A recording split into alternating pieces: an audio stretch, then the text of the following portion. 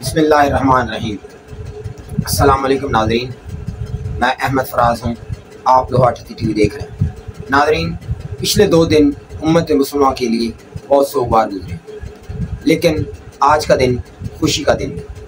میں آپ کو ایک بریکنگ نیوز دینے جا رہا ہوں کہ آج آئرلینڈ، اسپین اور کینیڈا نے فلسطین کو ایک آزاد ریاست کے طور پر تسلیم کر لیا ہے۔ عالمی ذرائع ابلاغ کے مطابق ان تینوں ممالک نے فلسطین کو آزاد مملکت کے طور پر اقوام متحدہ کی قراردادوں کے مطابق ایک آزاد ریاست کے طور پہ قبول کر لیا ہے۔ یہ تو بین الاقوامی خبریں تھیں، اب آتے ہیں پاکستان کی طرف۔ آج عمران خان صاحب کی اڈیالہ جیل میں اپنی پارٹی کے لیڈر سے ملاقات ہوئی، جس میں پارٹی کے چیئرمین اور باقی وکلاء وغیرہ شامل تھے۔ تو عمران خان صاحب کو جب بتایا گیا کہ رؤوف حسن صاحب پہ قاتلانہ حملہ ہوا ہے تو وہ بہت پریشان بھی ہوئے اور غصہ بھی بہت ہوئے۔ انہوں نے غصے میں ایک پیغام جاری کیا اور انہوں نے کہا کہ میرا پیغام ان لوگوں تک پہنچا دیں جنہوں نے رؤوف حسن پہ قاتلانہ حملہ کیا ہے۔ انہوں نے کہا ہے کہ آئندہ اگر میری پارٹی کی کسی بھی لیڈر پر یا میرے کسی ورکر پر ایسا کوئی حملہ کیا گیا تو میں کال دوں گا اور لوگ سڑکوں پہ آ جائیں گے۔ ہم نے 9 مئی کا واقعہ بھی جھیلا ہے، لیکن ہم صبر اور تحمل سے کام لے رہے ہیں۔ اس کا مطلب یہ نہیں ہے کہ آئے دن ہم پہ قاتلانہ حملے کیے جائیں۔ لہٰذا میں خبردار کر رہا ہوں ان لوگوں کو جو اس حملے میں ملوث ہیں، اور عمران خان صاحب نے فاشگاف الفاظ میں کہا ہے کہ آئندہ اگر کوئی ایسا واقعہ ہوا تو میں اپنی عوام کو کال دوں گا اور لوگ سڑکوں پہ آ جائیں گے، اور جب تک پھر ہمارے مطالبات اور ہمارے جو معاملات ہیں وہ طے نہ کیے گئے لوگ گھروں کو نہیں جائیں گے۔ اسی سلسلے میں آج رؤوف حسن صاحب کی ایک میڈیا ٹاک ہوئی ہے۔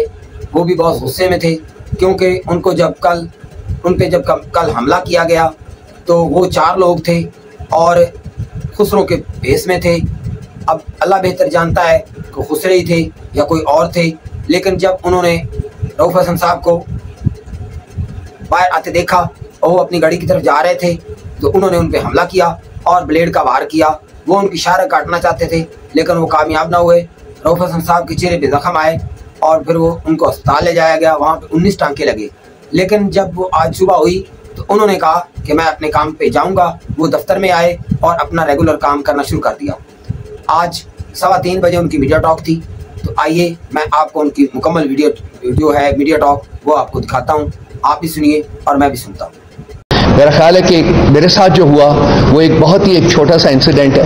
میرے باقی جو ہمارے پارٹی کے جو لوگ ہیں وہ میرے ساتھ بیٹھے ہیں، میرے آنکھوں میں آنسو آ جائیں گے جب میں بیان کروں گا کہ ان کے ساتھ کیا کیا ہوا ہے، کس قانون کے تحت ہوا ہے، کس آئین کے تحت ہوا ہے، کون ہے کروانے والا۔ کیا کوئی پوچھے گا اس کو؟ کیا اس کو کمرہ عدالت کو بلایا جائے گا کہ وہ جواب دے کہ اس پولیٹیکل پارٹی کے ساتھ جس کو 2/3 میجورٹی پاکستان کے عوام نے دی ہے اس کے ساتھ یہ سلوک کیوں روا رکھا گیا ہے؟ آئین بتایا جائے، قانون بتایا جائے اور وجہ بتائی جائے ہمیں۔ آج بھی جب ہم یہاں بیٹھے ہیں آپ سے بات کر رہے ہیں، 4 دن پہلے میں ایک ٹیلی ویژن کے دفتر میں گیا تھا۔ اس دن میرا خیال ہے مالک صاحب کے ساتھ وہاں سے میں باہر نکلا ہوں، میں اپنی گاڑی کی طرف واک کر رہا تھا تو میرے پیچھے یہ 4 لوگ تھے۔ اگر میں غلط ہوں تو بچے بتا دیجیے گا۔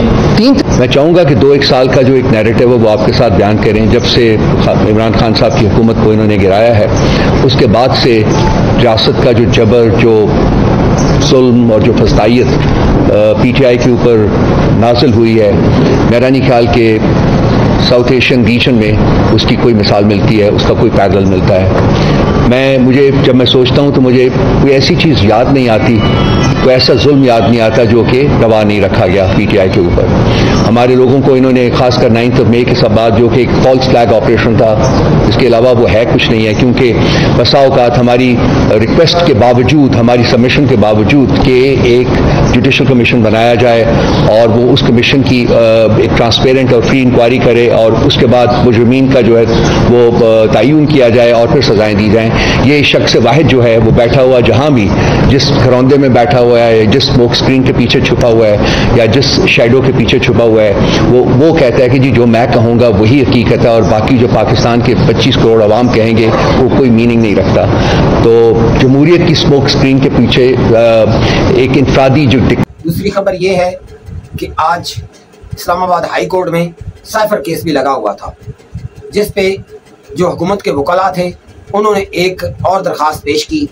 जज साहब से कहा कि हम डोनाल्ड लू का बयान जो है वो इस अदालत में पेश करना चाहते हैं। तो जो जस्टिस गुल औरंगजेब साहब थे उनको गुस्सा आया। उन्होंने कहा कि इसका मतलब ये है कि आज आप उसका बयान दाखिल करवाएंगे, फिर वो आएगा, फिर वो उसका हम उस पर जरा होगी, यानी कि ये तवालत देने के बेढंगे तरीके हैं। तो यही मामला चलते रहे, लेकिन जो अदालत थी उन्होंने हुकूमती वकला को 1 हफ्ते की तारीख मांगने पे मना कर दिया और नई तारीख दी। अदालत ने कल तक का टाइम दिया है और साथ में ये भी ऑर्डर किया है कि कल आप अपने दलाइल मुकम्मल करें, हम इंशाल्लाह कल इसका फैसला करेंगे। तो पाकिस्तानियों, उम्मीद की जा रही है कि साइफर केस भी बाकी केसों की तरह ख़त्म होने जा रहा है और इमरान खान साहब इंशाल्लाह अब अनकरीब जेल से रिहा हो जाएंगे। काफ़ी दिन पहले मैंने आपको एक खबर दी थी कि इमरान खान साहब को पहले बनीगाला ले जाएगा, उसके बाद वो ज़मान पार्क जाएंगे और अनकरीब वो इंशाल्लाह बनीगाला जाने वाले हैं। आज तक के लिए इतना ही काफ़ी। अपना ख्याल रखिएगा, इस चैनल का भी ख्याल रखिएगा, मुझे दुआओं में याद रखिएगा।